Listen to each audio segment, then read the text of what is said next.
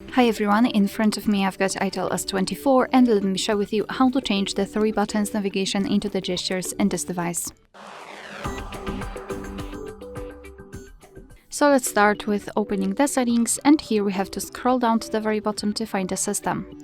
Then let's tap on system navigation, and as you can see here we've got the 3 buttons. Of course, if you want to, you can tap on more settings, and here you can customize them. So for example, reorder the back button and the recents. All you have to do is, in order to set the gestures, is to tap on gesture navigation at the top, and now instead of the 3 buttons, we do not have actually anything. And now we can navigate simply with the gestures. We can enter more settings to customize the back sensitivity, etc. You can go through the gesture tutorial if you want to.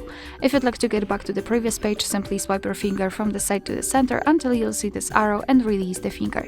The same situation from the right side. If you'd like to get back directly to the home page, swipe your finger from the bottom to the center and make sure that this motion is quick and short, like that. And if you want to open the recents, repeat the gesture but hold your finger somewhere here, like that, and here you've got the recents. Alright, so that will be all. Thank you so much for watching. Please hit the subscribe button and leave the thumbs up.